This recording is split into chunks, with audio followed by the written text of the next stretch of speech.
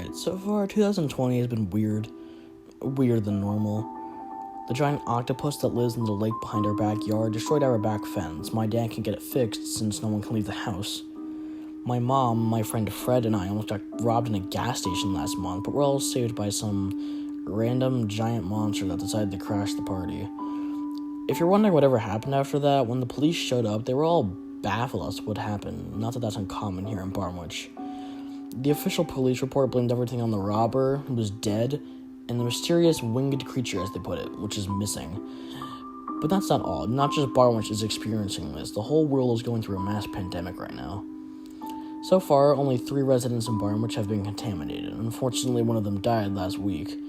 His name was Bernie Royfield, a 78-year-old veteran who lived a few doors down from me. He was that guy that would plant a lawn chair in front of his yard and just sit there all day, telling us stories to anyone who would listen. He would often tell his most famous story, the time where a lizard helped save his life in the middle of a firefight. It probably wasn't real, but it's still fun to listen to every now and then. Now his daughter and her husband moved in a few days ago, and they actually have a daughter my age. Her name is Carly. My parents already became friends with them, while I had to show Carly around the block, as my parents had asked me to. She was kind of quiet, but nice. From what I gathered, she likes reading, and, well, that's all I got. Like I said, she's pretty quiet. I told her all about the stuff about how Barmwich is different, and how she should just ignore most things when she sees them. Carly just stared at me and asked, "What?" So we had to walk up and down the block multiple times while I explained that Barmwich is weird and she should just stay away from it all. She nodded and pretended to understand anything I was saying. When she actually starts living here, she'll understand what I mean. That's basically it for the updates. Now on to the big thing that happened. It's not really that big, it's here. You see, since we can't leave the house, our big Easter egg hunt we do with our extended family got canceled. So Mom set up a small egg hunt in the back and front yard for Caden and I. She told us whoever gets the most eggs wins something special. But before we started, Dad pulled me to the side and asked me to let Caden win. I said fine, so I already knew the prize was just going to be a big chocolate bunny. Caden won by a landslide of 12 eggs compared to my measly 2 eggs. Caden ate the entire chocolate bunny in 10 minutes, not even offering me some. Granted, he is only 2 years old, and I probably would have done the same thing. After that, the sun was setting and the sky was orange, signaling the end of what was probably the most boring Easter ever. Without my little cousins running around screaming, or my grandparents spoiling Caden and me since we rarely see them, or any of the adults getting into arguments about something stupid, the day felt like just some regular day where Mom and Dad wanted to get us out of the house. As much as I like staying home from school, I really hope this whole virus issue goes away sooner rather than later.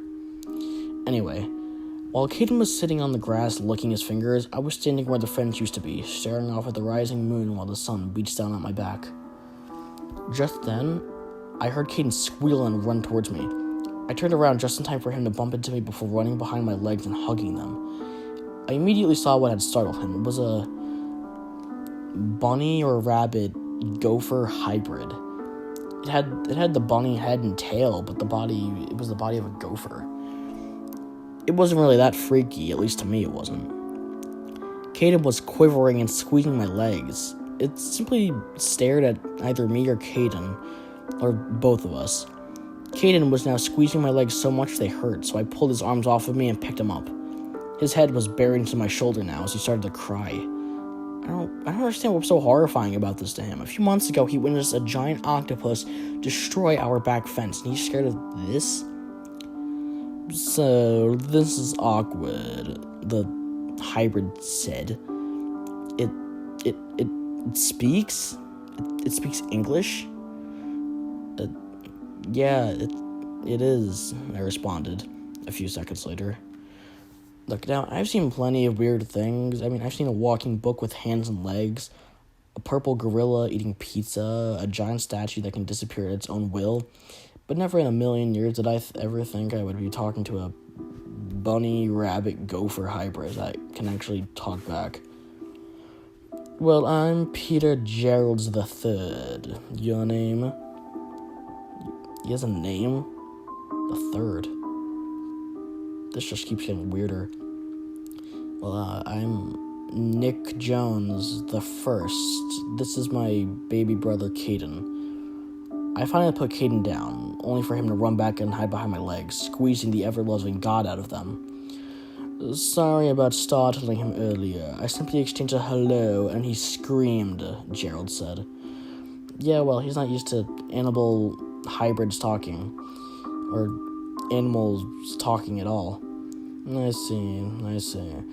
Well, since he's not in the mood for talking, I better get moving. Good day, Gerald says before nodding his head and running towards the side gate, hopping over it and disappearing from my vision. So he wasn't interested in talking with me? I mean, that's kind of rude, but what should I have expected? Caden finally calmed down and went back to just sitting in the middle of the grass, playing with his toys now. Today went from being the most boring Easter to being the most strange Easter. What can I say? Barmwich is a strange town after all.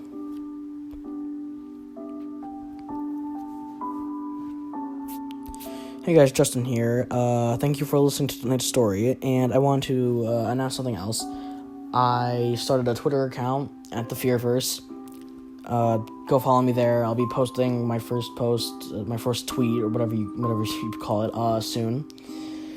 And I also just want to announce that something big is coming for Easter, April 12th, so stay tuned for that. And once again, thank you for listening to tonight's story, and have a good night.